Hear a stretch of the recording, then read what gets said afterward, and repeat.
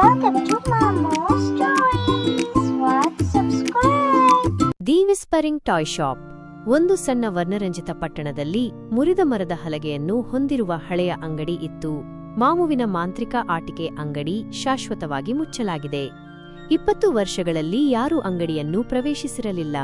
ಆದರೆ ಪ್ರತಿ ರಾತ್ರಿ 12 ಗಂಟೆಗೆ ಮಕ್ಕಳು ವಿಚಿತ್ರವಾದ ನಗು ಮತ್ತು ಆಟಿಕೆಗಳು ಕಿಟಕಿಗಳ ಮೇಲೆ ತಟ್ಟುವುದನ್ನು ಕೇಳಿದರು. ಒಂದು ಗಾಳಿ ಬೀಸುವ ರಾತ್ರಿ ಪುಟ್ಟ ಚಿಂಕಿ ತನ್ನ ಮಾಂತ್ರಿಕ ಯುನಿಕಾರ್ನ್ ಸ್ನೇಹಿತ ಮಾಮು ಜೊತೆ ಮನೆಗೆ ನಡೆದುಕೊಂಡು ಹೋಗುತ್ತಿದ್ದಳು.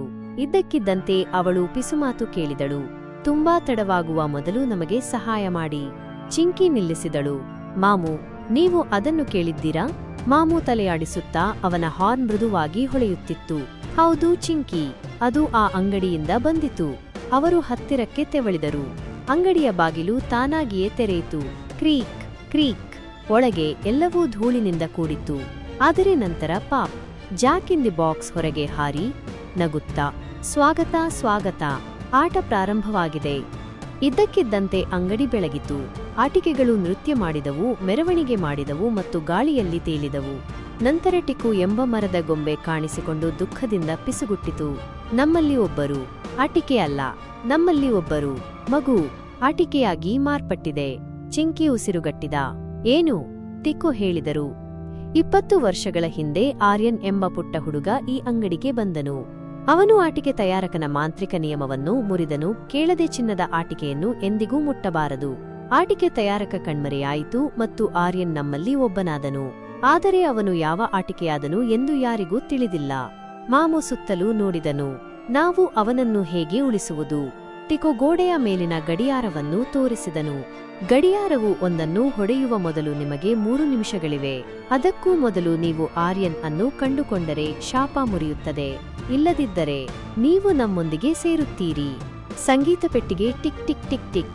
ಚಿಂಕಿ ಮತ್ತು ಮಾಮು ಕಪಾಟಿನಲ್ಲಿ ಓಡಿದರು. ಟೆಡ್ಡಿ ಬೇರ್ ಗುಡುಗಿತು. ರೋಬೋಟ್ ಡ್ರಾಯರ್ ಕಡೆಗೆ ತೋರಿಸಿತು. ಒಂದು ಗೊಂಬೆ ಕೂಗಿತು. ಶ್ಯಾಡೋ ಟಾಯ್ ನಿಧಾನವಾಗಿ ಅವರನ್ನು ಹಿಂಬಾಲಿಸಿತು, ಪಿಸುಗುಟ್ಟುತ್ತಾ, ನೀವು ತುಂಬಾ ತಡವಾಗಿ ಬಂದಿದ್ದೀರಿ, ತುಂಬಾ ಲೇಟ್. ಚಿಂಕಿ ಡ್ರಾಯರ್ ತೆರೆದಳು. ಏನೂ ಇಲ್ಲ. ಮಾಮು ಮೇಲಿನ ಶೆಲ್ಫ್ಗೆ ಹಾರಿತು. ಕೇವಲ ಪುಸ್ತಕಗಳು.